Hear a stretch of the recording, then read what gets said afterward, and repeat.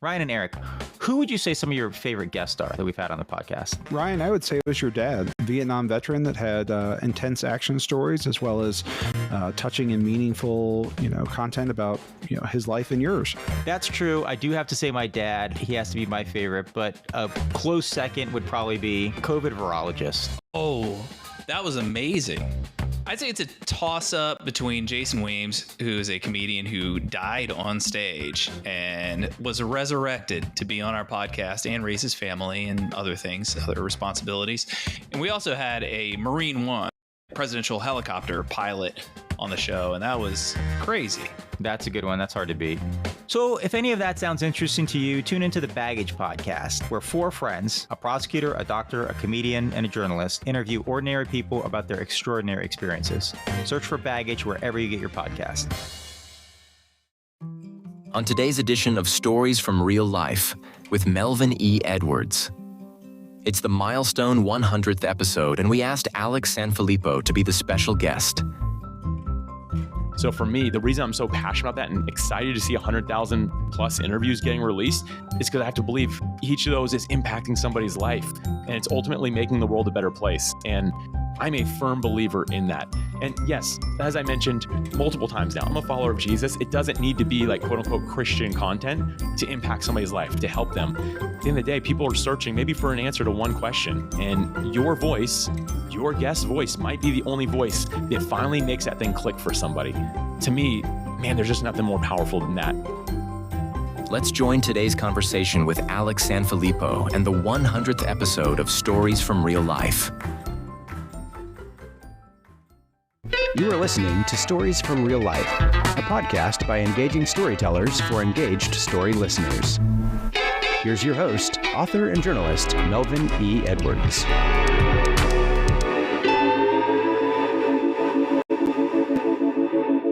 Hello again, and welcome to today's episode of Stories from Real Life. I'm your host, Melvin E. Edwards. Thanks for joining me for today's show, which happens to be my 100th episode. Our guest is Alex Sanfilippo, the founder of PodMatch and host of PodMatch Podcasting Made Simple. Hello, Alex, and welcome to the podcast. Melvin, congratulations on 100 episodes, and thank you so much for having me. I'm really honored to be here. That 100 episode mark is the chances of a podcaster making that far. I'm a data guy and a full-time podcaster. I know there's a less than a 10% chance of making it to 100 episodes for podcasters. So congratulations again, and I'm honored to be here. Love your show as a listener and just really excited. Thanks a lot, Alex. So how are things going on near the Florida-Georgia line there in Jacksonville? Yeah, great. It's actually really, it's funny. Today I was talking to my business partner. So it's me, my wife, and then one other partner, and he lives in Kentucky. And they've been talking about how it's been snowing, freezing, cold. And today we got on the call and I was like, I hear like wind. And he's like, yeah, I got my window open. I'm like, whew, man, what are you doing? He's like, man, it's 70 degrees out today. And I looked at our temperature. I'm like, it's 50 degrees here. I'm like, just when you think you got this thing figured out. And he's like, wow, this is the only day this is going to happen. But yeah, here in Jacksonville, Florida, my wife, Alicia, and I, and business partner, we live very close to the ocean, and we love being out at the water. We love riding our bikes out there. And so we're outdoor people. And so it's just a beautiful place to live. Thoroughly enjoying it here. I like Jacksonville too. You and I have exchanged some emails, and I told you my daughter went to Jacksonville University. And so I spent a little bit of time there, and I really enjoyed Jacksonville. Yeah, it's a good spot. I played there. I play soccer, just now it's more rec, but I did play against JU's soccer team, and that might have been the last game I ever wanted to play in. After that, they were real fast, really good. Yeah, for a Division I school, they're really small, but they have some great athletes who go to school. For sure. Oh, yeah. It's an incredible school. They've done a very good job with that. Yeah, my daughter loved it there. All right, so let's get on the topic today. So before we go any further, I want to answer the question that you might be thinking. Why did I invite you as my 100th guest? So of my 17 episodes so far this year, 14 of those guests have come directly from PodMatch. So your platform has helped me find such interesting and fun guests that I wanted to have you here so I could thank you personally. That's why you're here. That's incredible. Thank you for that's amazing to hear. Thank you. That just warms my heart, makes my day. I'm really thankful to hear that. And I mentioned it a few minutes ago, but as a listener to your podcast, I guess I didn't know that those people were coming from PodMatch, but you've had some incredible interviews. So, I mean, kudos to you for making it happen and for finding out how to pick the right guests and stuff, right? But man, I am honored to be here and so thankful to hear that. That seriously makes my day. That's awesome. Yeah, for me, I love hearing people's stories. I'm a storyteller myself, and I love hearing other people's stories. And my thinking is, if it's interesting to me, I can probably make it interesting to you. But if it's not interesting to me, I probably can't make it interesting to you. So if it's somebody whose story I want to hear, I want you to hear it too. It's like share it. So it's just really a fun time. I really love doing this. So Yeah. you and I met each other. Sorry about that. No, you and I and met you're- each other you're after great we at it. reached out. Thank you. Thank you. I appreciate that. Now you're making my day. You reached out to me in December to invite me to join the PodMatch network. And after a couple of email exchanges, I was inspired to write down my mission for this show. And this is what I came up with. So this may be a little bit longer than most mission statements. So the Stories from Real Life podcast will attract high quality guests. And those conversations with the host are intended to provoke thought, evoke laughter, and encourage reevaluation. Each episode will be thoroughly researched and produced with a professional sound quality comparable to other top podcasts, whether they are independent or corporate. So that's what I've come up with so far. I love the parts thought and laughter, because I think that those things really, like, it's just brilliant that you mentioned that. I know that you're a storyteller, like you get this, but there's got to be something that's thought provoking and encourage laughter. The best way I can describe this is if anyone listens to like any or watches any modern day comedians, they're starting to actually put like a takeaway in what they share. Yeah, they make you laugh for sure, but you're also like, huh, I learned something from this, right? They're like kind of catching on. Like there's got to be some story that has something that's thought provoking for you and encourages laughter. And I love that you put that in that mission statement. I think it wasn't too long. I think it's well said. I appreciate that. It seemed like it was probably twice as long as it should have been, but I'm glad you liked it. So I'm going to put you on the spot here, if you don't mind. Which podcast do you consider the best? And the reason I'm asking you that is because I want my podcast to compare with that, whatever it is. Whatever one you consider the best, that's the one I'll listen to, and then I'll take something away from that to add to my show. I'll go with the show that immediately came to mind, but this is like, Melvin, this is like the toughest question for me to answer because I feel like I built such great relationships with so many hosts that I become a little bit biased. So I'm going to actually, and this is against what I usually do, but I'm going to go to one of the top podcasts because I actually do know the individual, but Jordan Harbinger, the Jordan Harbinger show. I think he does a really good job just capturing interesting topics and conversations. He really pulls something out that I think a lot of people don't. And I think what makes it really good, and I think you probably understand this as well, is that he's learned to make his episodes follow a narrative. So if at minute 30, someone says something that would be better to be in the beginning, they'll edit it and move that closer to the beginning so that it follows a story arc all the way through. That's kind of where I learned how to do that, was by listening to Jordan Harbinger's show. I think he's done a really good job modeling it. Again, like you can follow the whole thing through and you don't want to stop because you don't feel like it's just random questions. Like you feel like it follows something. So, again, not my favorite question to answer because I'm like, man, I love so many shows, but that's the one that immediately came to mind. So the Jordan Harbinger show is the one I'll mention. Okay, I hadn't heard of that, so I'll have to go and check it out and listen to it and try to take whatever he does and incorporate it into my show. Yeah. So I've heard you talk a couple times during virtual seminars that PodMatch puts on, and I get the impression that you consider your work now to be as much of a ministry as a business. Is that accurate? It is. Yeah. No one's actually ever mentioned that before. So thank you for like a gift to even hear somebody else say that. But I do. Like for me, it really is an act of service. It's an act of love. And yes, I'm an entrepreneur. It's a business. It's a for-profit business. But I've weirdly enough, I've never been, at least in my adult life, been very motivated by the money side of things. I'm really big on impact and on purpose. And so for like me personally, everything's driven by my faith. I happen to be a follower of Jesus, and I never push that on anyone on the platform or anything like that. That's just basically Alex's foundation that I believe we've done a good job of making sure that's known on the platform, that we're here to love and to serve people really well. So for me, yes, absolutely. It's more of a ministry than anything else. And I really appreciate that because that's also my foundation. And I don't make that the basis for my show, but it's woven within the context of the stories, just in the way I want to treat people and the way I want to be treated myself. So Yeah, I appreciate that you do that. Yeah, thanks for mentioning that. For some reason, it actually reminds me of a past episode of your show. It was, I believe it was titled "The Challenge of Launching Young Adults Today." something along those lines. It was episode 99, aired on March 18th, 2025. Whether you're a young adult, have kids, don't have kids, I encourage everyone to go listen to that episode because it was really good. I don't have kids, but it was really good. Dr. Jack was your guest, and he said something that really stood out to me. He said, is my action and decisions based in love or something negative? And it is aligned with my principles. And for me, when I think of my business, I want to make sure that it's aligned, like Dr. Jack said, that it's aligned with based in love, not in something negative or something self-serving, because I also consider that negative, and is aligned with my principles.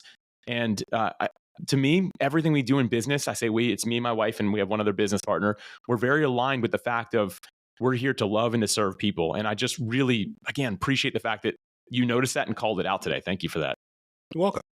So before you got into podcasting, you were a business prodigy and you were involved in everything from used golf balls to real estate.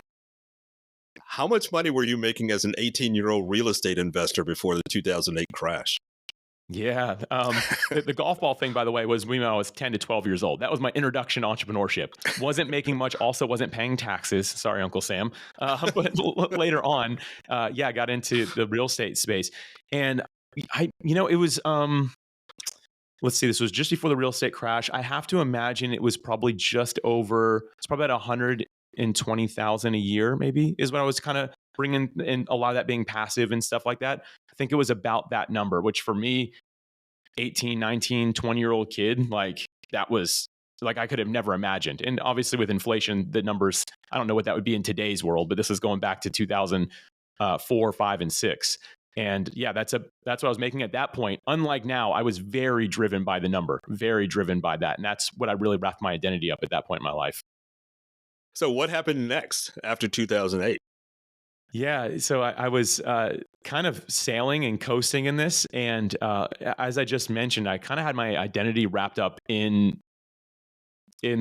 basically the money, the stature, the status, like these type of things. And it was very much so misaligned. It's the wrong thing to be focused on, because I found myself always feeling like I never had enough. That's right. You get a little bit more to what was formerly known as enough. And now it's like, no, this still isn't enough.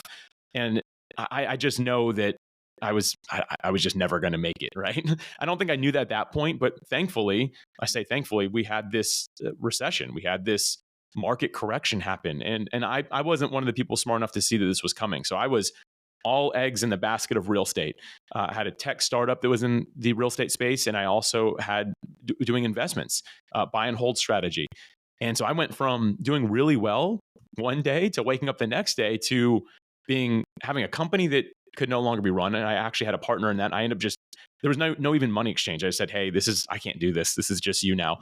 And you can see if anyone wants to stay working with you. And on the investment side, I actually ended up moving into an investment property that I never had any intent on moving into. But it was the only way I wouldn't lose the property, was that I had to move into it. And I was over leveraged, all the bad things. It's like, hey, you're in the worst spot in 2008 if this happens. And there I was in that space. And so yeah, I consider this to be the most fortunate time of my life, though, because it forced me to hit rock bottom. And at that point, I was in a bad relationship, mostly financially driven. The friends, air quotes, I had in my life there were people that were kind of following the money, right? Maybe they wanted to be like that as well, or they were like that. And so I found myself broken and alone. Like my identity was wrapped up in how good I was doing financially, and now I had nothing. And I didn't have any people to lean on. Any real friendships I had, I kind of didn't prioritize. So now it felt weird going back to them, being like, hey, I haven't talked to you in years. How are you? Right? I'm struggling. Can you help me? And I can say that to this day, that was the lowest point in my life. That was absolute rock bottom. But I think that when it comes to our identity and really who we are at our core, sometimes it takes that for us to wake up and to reconsider our direction in life. And so for me, that was it. And to like kind of put salt in the wound that I had, I ended up getting a job in the aerospace industry, which ended up becoming a career. But when I said got a job there, my title, I believe, was receiving clerk, which basically meant Alex breaks down boxes and takes out people's trash. And listen, from where I was to that, it was humbling. And it, again, much, much needed. And so that's what led me to to really discovering myself. And as I shared just a moment ago, like our values within PodMatch, treating it more like a ministry, not being motivated by the money, that all happened because of this rock bottom experience. And Melvin, if it's helpful, I can share the actual, like, the moment where this thing shifted for me, if that's a good direction for us to go in. Absolutely. Let's do it. Yeah. So I remember every day checking my mail after work, and I'm kind of like a type A guy. I don't leave stuff sitting around. So there's not stacks of bills. I handle them. Like, as soon as I get them, I open it, I handle it. And I remember this day I was expecting more bills to come through. There probably were bills, but one thing that showed up was a flyer to a young adults church ministry. And I grew up, I'd say religious, not really a person of faith, but more religious. And but I had really steered away from that in my teen years and as I got more financially driven. But I remember looking at this card and feeling like I was supposed to go to this thing. And I looked at the address, and I'm like, this is like, has to be right across the street from where I'm living right now. Like, it has to just be right there. And so I put it in the corner of my counter, which, again, unlike me. And I was like, I'll look at this later. Melvin, I let that sit there for 3 weeks, which, again, not like me. Every day it kind of haunted me a little bit. And finally I was just like, I got to throw this thing away. Why am I holding on to this? And I just couldn't. And finally I was like, you know what? I'm going to go so I can throw this away. Like, a little crazy in the mind, right? But I'm like, I'm just going to go. I remember getting my car, driving there. It happened to be the night this was going to be happening. And I remember as soon as I got in the parking lot, man, like, I guess when you walk into anything new, maybe you feel this way. But I was like, man, I don't have any friends. These people are going to see them a fraud, that I made really bad investment decisions, that I'm alone, like I'm going to get judged here just like everywhere else. Like I already know what's going to happen. Like, why am I putting myself through this? And all these thoughts and emotions run through my head. And I kind of held to this point of courage means being afraid than doing what you have to do anyway. And for some reason I was like, you know what? I'm afraid and I don't want to do this, but I know that I'm supposed to. I'm just going to walk in here and do this. And man, what happened next is hard for me to describe. I remember walking in, and I guess the bonus is that people were very kind and didn't seem to care about my financial status. And that was a great thing, right? I had never really experienced people who just love for the sake of loving people because I'm another human being. So that was a bit of a bonus, but I was impacted by God, and I don't know how to describe it other than I walked in and I felt this sense of peace and calm that I hadn't felt since I was a young boy. I just felt this sense of peace. You mentioned the golf ball thing earlier. That's the first time stress entered my life. 10 years old, selling golf balls, thinking we don't have enough inventory. Weird thought for 10-year-old, right? But that's when this idea of stress and pressure and this reshaping of my identity started. And for the first time in what must have been 10 years, I felt this sense of, man, there's something here, right? And so I just believe that God just met me where I was. And for the first time, I can't describe it, but I felt loved and accepted. Not because of anything I've done, but just because of being here, I suppose. Again, hard for me to describe, but I'll tell you what, like at that moment, I broke down in tears, and I was like, man, like God, like if you're real, if this is something, like I'm going to dive into this, but this is where I want my identity to be. That whole situation, man, that was my rock bottom. That was the worst time of my life, but it also became this new foundation I was able to build upon. And to this day, I look at that whole experience, that whole moment, that whole situation as the pillar for all success in my life. And I don't just mean financial success. I more so mean emotional success, relational success, and really just building a thriving relationship with God. And man, my life is night and day better. And it took me forever. I say forever. It took me many years to ever get back to a financial status that I previously had and to get out of the debt that I got myself in. But that stuff never really bothered me. And I didn't even feel the need to celebrate when I made more than that again, because it wasn't the motive anymore. And so that's kind of the story of where I came from. And a lot of it is, I just can't describe it, but man, I felt like Jesus just met me. And to this day, am grateful for that. That's really incredible. I appreciate you sharing that. And I believe you also met your wife during that experience at that church. Is that correct? I did. Thankfully, that was years later after I kind of got some of my stuff together. But yeah, sure enough, I remember we were both driving the same kind of car, and it wasn't a common car, but I was like, oh, I saw it one day and I was like, oh, someone told me a cute girl drives the other one of these. I'm like, I'm just going to park next to her and see if she talks to me when I walk in the door. Funny enough, that strategy worked. I walked in the door and she started talking to me. that was your first PodMatch. There you go. Right. That's funny. It was interesting. I walked in the door, and I'm pretty good at just talking with people. I didn't think much of it, but it was one of those moments where it was like, I know it sounds cheesy, but it was totally love at first sight. Like I saw her and just froze. And she's like, "Hi, nice car." And I was like, "Thank you, nice car to you too," type of thing. And the first 3 times I saw her, she said all I would talk about is the car, because it's all I could like. And so I'm like, "You need to talk to me about something other than cars." I was like, "Okay, I'll try." But yeah, it's pretty awesome that she even gave you that chance, a second chance to make the first impression. Right, for real. All right, so I listened to an episode with you as a guest yesterday, and something really piqued my interest, and I'd like for you to touch on that. How PodMatch started with a whiteboard in your home. Tell me about how that evolved. Yeah, so I got the initial idea for PodMatch, which I didn't know was PodMatch, but I got it while I was at PodFest Orlando, which is a big podcasting conference in Orlando, Florida. I was just talking to podcasters, and they all kind of described a very similar problem they're having, connecting with guests and streamlining that process. So I was like, okay, there's something there. Melvin, I wasn't smart enough to know what that meant. So I just kind of came home with this in my head, and I'll never forget it. This is another one of those situations where I felt like God really intervened, but I was actually working out outside because at this point, COVID had kind of begun, and everyone was at home. So I was like working out on my outside, my backyard. And I just was like, I wasn't even thinking about it, but for some reason, I just felt like I was supposed to go in to the whiteboard and just write down what I believe everyone was saying. So in my head, I was just going to write down having trouble finding the right guest and streamlining the process. Like I thought that's what I was going to go write down. So I walk in, and I was a corporate guy. Like I mentioned, aerospace. I did 15 years in that career, which I really loved. So a wall of whiteboards was very common for someone like me. And so I just write it up in the top corner. I paused for a second, and then the only way I can describe is a download from God. I felt like I just wrote, I filled up every inch of every whiteboard, and I was like, I stepped back, and I was like, whoa, where did this come from? And to simply describe it, what it boiled down to was like a dating app, but instead of connecting people for dates, it connects people for podcast interviews. And so wrote it all down, and I'm not a developer. So I was like, okay, this is an idea. I'm like, I would need a developer. I'm like, well, I know my friend Jesse. He and I were in each other's weddings. We went to church together for years. He's another guy I met in my early 20s. And I picked up the phone and texted him. I was like, hey man, do you have time for like a quick call? I just want to pitch an idea to you. And almost immediately he's like, yeah, sure. And I called him. I'm like, hey man, like, let me just pitch this idea and tell me what you think. And he didn't even hesitate. He goes, yeah, I'm all in. Let's do it. He goes, I just wrapped up like a multi-year project 2 days ago.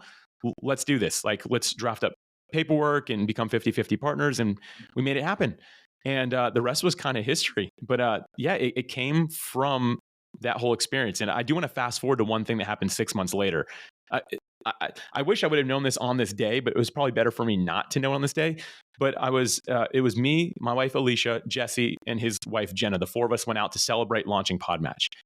And she goes, yeah, you know what's wild, Alex? She goes, like 2 days before you called Jesse, someone at our church who I don't know walked up to me and said, your husband's going to get a phone call in 2 days about a business idea, and he's supposed to take the idea. And the person just walked away. And sure enough, 2 days later, I called, and that's why he didn't hesitate. He didn't care to share that information with me, which would have been like very reassuring, right? But it was one of those things. It's like, man, like I told him, like, I would have loved to have known this, but that is such great confirmation that we're on the right track. And I was given that information the day we launched the company, which was a really good day to find out as well. So anyway, yeah, that was the whole like whiteboard experience and kind of how the whole thing started. Wow. And that was 5 years ago. And you've more than 100,000 interviews have now taken place after connections on PodMatch. Why are you so passionate about the podcasting industry? Man, thank you for asking this. Again, just a gift of a question that people like is my favorite thing to talk about. So thank you. 100,000 interviews is an incredible thing. I try to avoid looking at numbers too much myself. Again, not really driven by that, more driven by impact. For me, if it helps one person today, then it's worthwhile. When I think of 100,000 interviews, I do think, hey, if each of those interviews impacted one person, that's still 100,000 people that are getting impacted by what we're doing here, right? And I'm just so thankful for that. And what I believe to be true about podcasting is that this medium, podcasting, there is, yes, the video element these days, but audio still this day is when people are taking a walk, when they're cooking, when they're cleaning, when they're doing something that's engaging a different muscle that allows them to really retain well while they're listening. and it's a very intimate medium. It's allowing them to get some information that they want. Some people want to hear stories. Some people want to laugh. Some people want to cry if they're struggling with something. Some people just want to learn something new about a topic that they're curious about. But at the end of the day, I think that podcasting is the primary medium that's really serving people and driving them forward in today's world.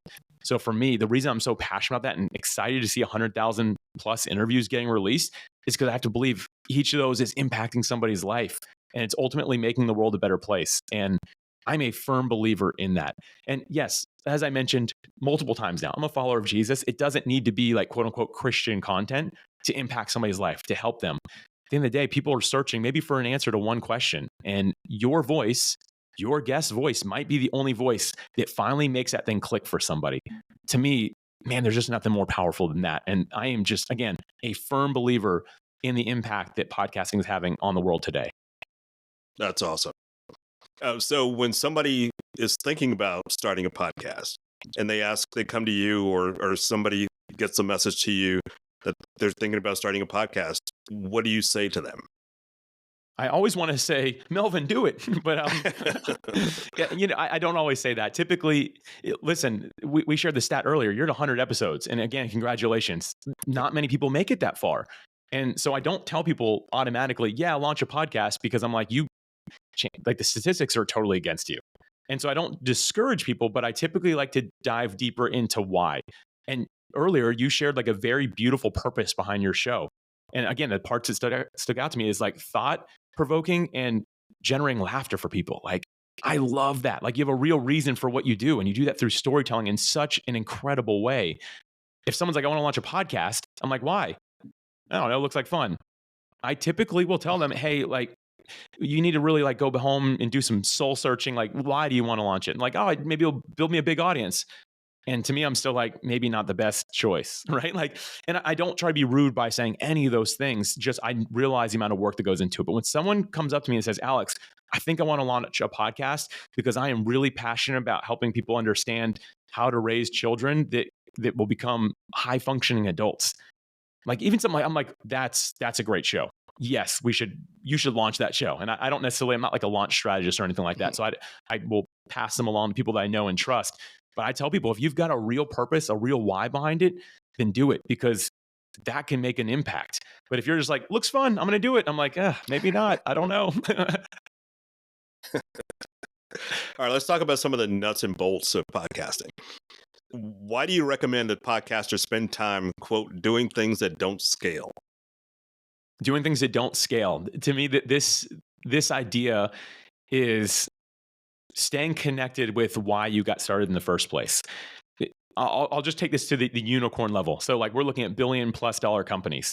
Typically, when a company gets that big or gets that big really fast, they at least temporarily have this dip where things just look like they're going to crash and burn. It's not going to work anymore. And the reason it happens is that the person who recreated it started growing so fast that they could no longer communicate or have any connection to the person they created it for initially, removing that completely. So they're building to get to this evaluation versus doing it for a human being. Listen, humans don't like stuff for robots. Humans like stuff for humans, right? So that's why most of these companies, you see this dip, because they have to realign to, okay, we need to talk to the people that we're supposedly helping, because I don't think we're helping them anymore. And so listen, our podcasts are not unicorns. They're not having billions of people listening. But if we get too caught up in what microphone am I using? How long are my episodes? And like, how can I edit this better? And what can I do here? And that stuff is all important. But we do all that stuff to the extent that we no longer spend time with the people that we say are our ideal listener. We lose that connection. So doing things that don't scale, to me, is that one-on-one conversation. Get on a virtual video call with someone for 5 or 10 minutes. Exchange voice notes on social media. That stuff does not scale at all. Like, it doesn't. You can never talk to someone for 10 minutes and then make that take less time. If you're talking for 10 minutes, it's 10 minutes of your time, right? So that's just how it works. But the reality is, to me, that is the most beneficial thing you can do as a podcaster, because it actually helps you remember, this is who I'm serving. And I'm actually realizing I'm hearing a trend among the people that I say I serve. They're starting to ask this other question now. An example, storytelling. AI is a thing. Are people that are interested in storytelling asking like, hey, is AI going to impact this? Maybe that's a topic, but only if you're a listener saying that. We don't want to leave it to ourselves and be like, I bet they're wondering this. Let's not bet or guess. Let's actually do the thing that doesn't scale and have those one-on-one conversations. For me, it's how I grow my show as well. So not just talking for feedback, but also how am I grow my show? I try to find one person every day. It doesn't really scale. That I say, this is the ideal person who would love to listen to my show. I'm just gonna start a conversation with them, and eventually I'll mention my podcast if I get the chance to. Doesn't scale, but it's one of the most impactful ways I've learned to communicate and share my show really well. And again, make sure it's heading in the right direction. I've heard you call that an avatar. Yes. Yeah. And, Yep. And I've put some thought into that, and I but discovered who the avatar is for my show. And it's a guy who also lives in Florida. And I know he listens to every episode because he reviews every episode. And I really appreciate that. And so when I'm thinking about each episode, I'm thinking, all right, would Clark find this topic interesting? Or is this something that wouldn't necessarily fit his age group? Or would this be more likely to be for a woman? And so the episode aren't specifically for him, but I've got him in mind when I'm putting it together because he's such a fan of the show, and I really appreciate that. And I want him to know. So I'm sure he's listening, Clark. I appreciate you. So I'm going to tell you that now so that everybody else can hear it too. So that's what I got. Another thing that I learned from you, Alex. Oh, that's great. Yeah, my avatar's name is Adam. And same thing. I know Adam, and I learn more about Adam by having those one-on-one calls, by reaching out to people who I think might be interested. It helps me figure out who Adam, that avatar, that ideal listener who is fictitious, but it helps me really understand that. So thank you for like doing that. I think that's how we connect our why and our purpose for getting into podcasting to something that's actually tangible. And listen, the why, when you're like in the middle of editing, sometimes you're like, I don't really care why I'm doing this. Like, this just isn't fun today, right? But if you're like, you know what, Clark needs me to show up today. Now you have a person. And I think a lot of us don't want to let someone down that's relying on us. It helps keep you motivated when the going gets tough. Absolutely. All right, so I'm going to tee this question up for you. How can podcasters find and book ideal guests for their show? That we've talked about here a bit, like a dating app, but instead of connecting for dates, connects for podcast interviews. That's exactly what the platform was created for, to connect guests and hosts for interviews, and to, I like to say, streamline and automate as many things as possible in between that process, because just saying, yep, you're a good guest. Yep, I'd like to be on your show. There's a lot of work that goes on between that. And the goal was just, can we make it so that people don't even have to exchange an email? They can just both have everything they need, have it set up and ready to go. And I can't say we've perfected that part of it, but we're getting closer every single week. We release an update every week that's improving that process along the way. But to answer your question, podmatch.com, thank you for the opportunity to even talk about my platform. That means a ton, Melvin. Thank you. Yeah, and when people are either thinking about going into podcasting or new to it, one of the things I think they overlook is the production side of it. It's a lot of work. If you want to do it right, it's a lot of work. So what suggestions or what advice do you have for new podcasters on the production side of things? Yeah, the production side. This is what almost got me to stop podcasting when I got into it, was the production side of it. The first thing I'll say about this is, do not compare your day one to someone else's year 20. I mentioned Jordan Harbinger earlier. If you go listen to his podcast, look at the brand around it, don't think that you have to have that when you're getting started. He started as a hobbyist, and I've had conversations with him. I've even interviewed him on this topic where he's like, the best way to start is just have fun with it. It's not going to be great when it starts, but it'll get there, right? Like, yes, have some pride in what you do. Have a spirit of excellence, like do your best, but don't seek being perfect or saying, I want to be just like this individual. Be yourself and do the best you can. For me, I started saying, I need to do all these other things because that's what the big podcasters do. When in reality, the only thing required of being a podcaster is consistently releasing value-adding episodes for listeners to consume. That's the only thing that's required. So focus more on the quality of the content, the words being said, than anything else. So when you're starting, start with the bare minimum. Like where do you, that's the foundation that we just shared now. Where do you build from there? Do some basic editing, add an intro and outro to it. If a dog starts barking in the background and neither of you are talking, remove that part, right? If Alex sneezes while we're having the conversation, try to edit that out, please, right? Like these things are some basics that you can do. And I always tell people, like, don't go so much that you're just like, I'm just going to release it how it is. That can be good. But if, like, I know I'm not the best speaker or podcast guest in the world, and Melvin will have to edit some of the things I've said. It's better that way. It helps elevate me, it helps elevate him, and ultimately makes it a better experience for Clark, the ideal avatar, the listener, right? And so I always tell people, like, don't overwhelm yourself with the production because there's so many things that you can do. Keep the main thing the main thing.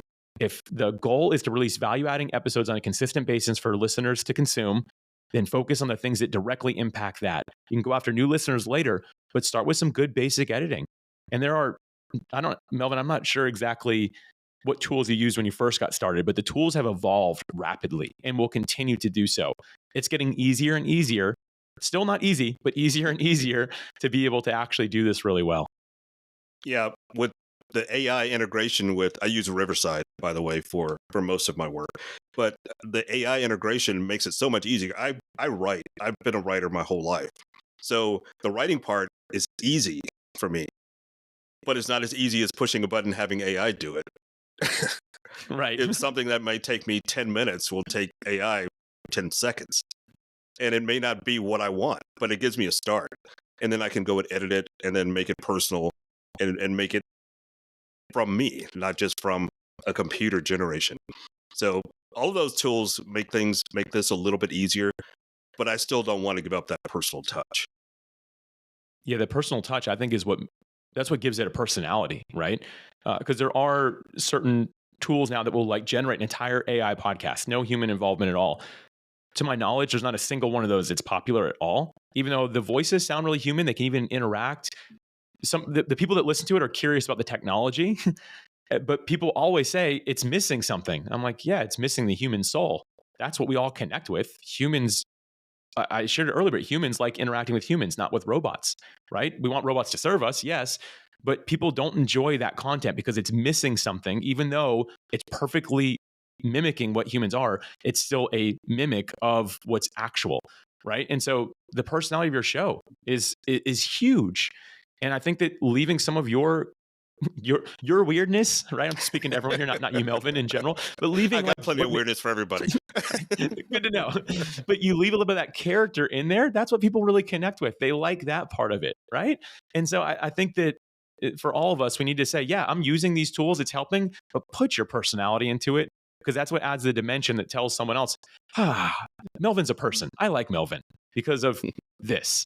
And so I always encourage people, keep that involved in it. Don't let AI do everything for you. You got to have some of your own interaction in there as well. Absolutely.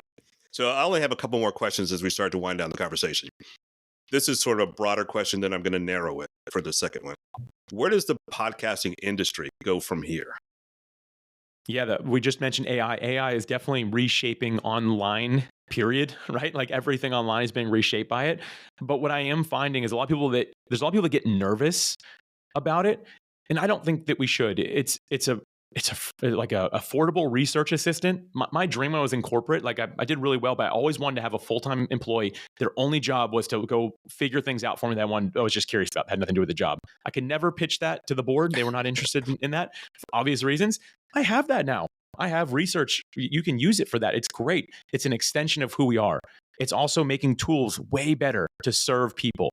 The problem I see happening, though, is that people are relying too heavily on it and wanting it to be them instead. And I already kind of shared this, but instead of them be it. And I'm seeing in the podcasting industry, that is one of the things that I think could potentially hinder its future growth because people that are listening are going to look for human stuff. And if there's not as much human stuff, that's tough, right? Like now they're like, oh man, it's all robots. There's no people doing this anymore. But on the flip side, people that are willing to put in the work, that are willing to do the writing, that are willing to talk, they're getting elevated more than ever. And one very practical way I've seen this is I write about podcasting stuff. And people have been asking me like, Alex, how come everything you write hits the top of Google almost instantly? I'm like, well, show me your article. Their article is 100% AI generated. Mine is 100% handwritten. That's just the way that's been my strategy. And I'm like, well, they're like, well, yours took 4 hours to make. Mine only took like 5 minutes. I'm like, yes. And the internet knows that. And so it's going to favor the person that put in the work, right? And so for me, it's getting easier to get exposure. It's getting easier for me to get good reviews. People are like, oh, a human, look, a human, let's go to that. That's what we gravitate toward. So I think that the future of podcasting will be under attack quite a bit by AI, but people that are willing to do the work are going to stand out even more. And we're continuing to see from a listenership standpoint, people are flocking to podcast for some reasons we already expressed. So I think it's a very good future for podcasting. Okay, so let's make this personal for the last question of the day. What's next for Alex Sanfilippo? Next up for me is just to continue honing in what we're doing with PodMatch. So like I said, that slot between finding a guest, finding a host, making that initial connection, really making what happens in between that process really good for people. Again, using AI, we've been able to really enhance the tool a lot. We will continue to do that because we want to make it as frictionless as possible. What's next for Alex is making it so that podcast guests and hosts can spend more time doing what they like, which is what we're doing now, time behind the microphone together, and less time doing everything else that makes this work. If we can find a way to delegate that so that, again, we can enhance this, man, that's the future I want to be part of. And that's really where I'm heading. Like everything I do is focused on ensuring there's more time behind the microphone together. All right, that's a great way to wind up this episode. I want to sort of give a shout out to PodMatch again. So whether you're a podcast guest or host or aspiring guest or host, podmatch.com/free will give you some quick ideas to help you grow and improve in your podcasting efforts. So podcasting guru Alex Sanfilippo has been our special guest for my 100th episode. Alex, it's been an honor to have you here today. So check out my website at podcastreallife.com. If you go there, you can find the links to every platform that carries this show. You can also find links to Alex's show and to PodMatch. That's it for today's episode of Stories from Real Life. Join us again next time for another chance to learn from each other. Until then, don't forget to shine your light wherever you go. That was Stories from Real Life. Join us again next week for another great storytelling journey. See you next time.